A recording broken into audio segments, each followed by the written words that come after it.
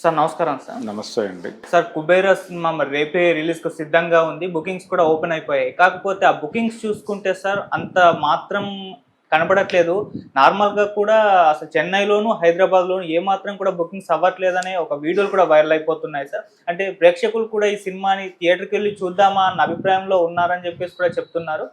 ఎందుకు ఇంత hype create అవ్వలేదు ఈ సినిమాకి?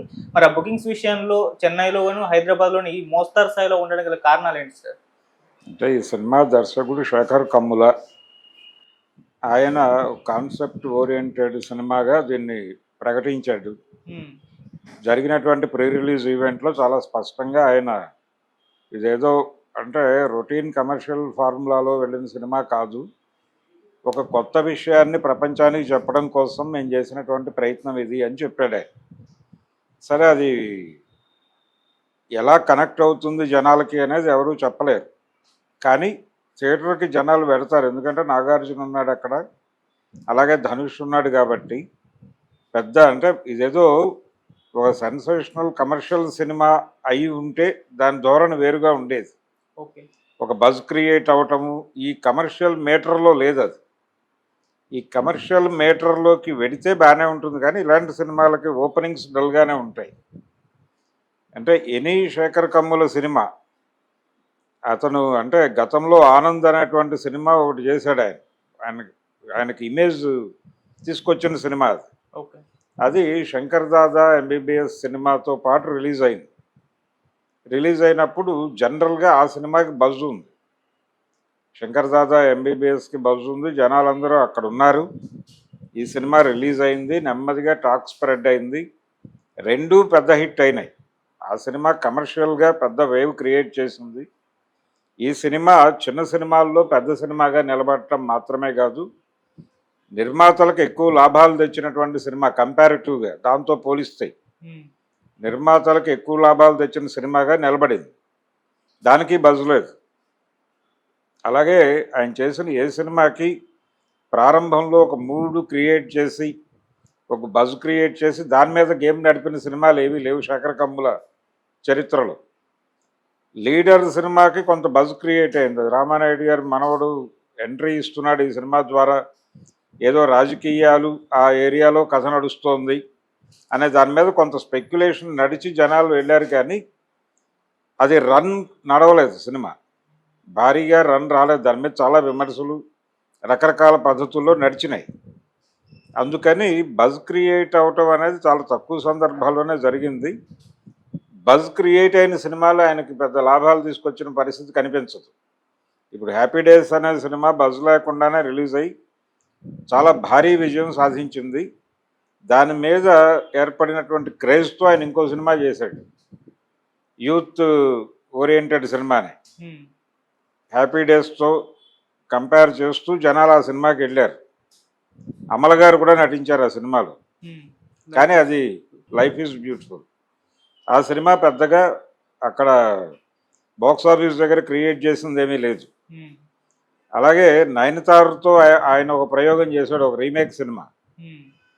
దాన్ని ఆయన చాలా ఎక్స్పెక్ట్ చేశాడు ఆ సినిమా. అది కూడా ఆయనకి మిగిల్చింది ఏమీ లేదు. ఎటువంటి బజ్ క్రియేట్ కాకుండా రిలీజ్ అయినటువంటి సినిమాల ద్వారా మాత్రమే శేఖర్ కమ్ముల హిస్టరీ క్రియేట్ చేశాడు ప్రతి సందర్భంలో.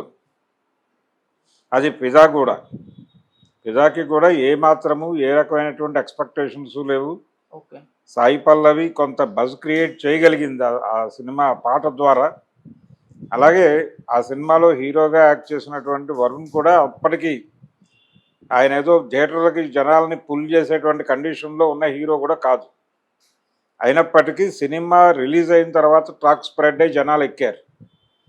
చాలా సినిమాలకు అలాగే జరుగుతుంది.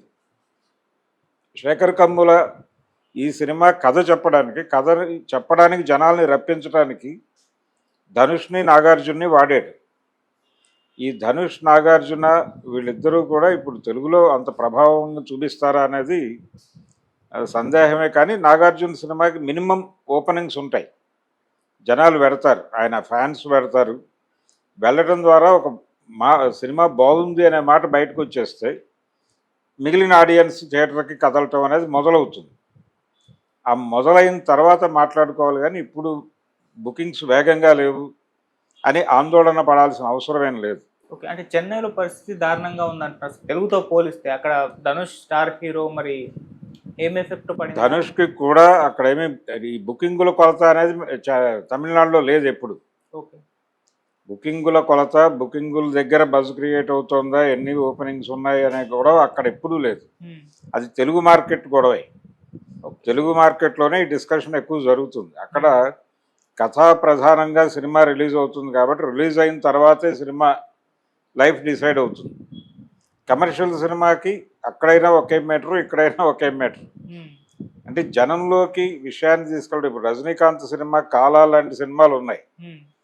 కాలా, కబాలి ఇలాంటి సినిమాలు అవి కూడా పెద్దగా అంటే ఓపెనింగ్స్ మొదటి 2 రోజులు హడావిడిగా అనిపించింది కానీ పెద్దగా థియేటర్లకి పోటెత్తిన సందర్భం లేదు. రజనీకాంత్ మామూలు సినిమాలకు పోటెత్తిన పరిస్థితి కూడా లేదు. రెండవది శేఖర్ కమ్ముల అనేటువంటి డైరెక్టరు అక్కడ జనాలకి ఎలా కనెక్ట్ అవుతాడు అనేది కంటెంట్ చూసిన తర్వాతే డిసైడ్ అవుతుంది. అప్పటి వరకు చెప్పలేము. అక్కడ కూడా ఇక్కడ నాగార్జున ఎలాగైతే థియేటర్లకి మొదటి రోజు జనాలని రప్పిస్తాడో అక్కడ ధనుష్ రప్పిస్తాడు. అక్కడే కాదు, హిందీ బెల్ట్లో కూడా అది ఒకవేళ ఆ మార్కెట్లో కూడా పంపు చేసే ప్రయత్నాల్లో ఉన్నారు వీళ్ళు. ఎక్కడైనా కానీ ధనుష్కి ఒక గుర్తింపు ఉంది. ఆ గుర్తింపు జనాల్ని మొదటి రోజు థియేటర్కి రప్పించగలదు, అంతవరకే. ఆ రప్పించిన జనాలు బయటికి వెళ్ళి పాజిటివ్గా మాట్లాడితే, పాజిటివ్గా రాస్తే మరికొంతమంది కదులుతారు.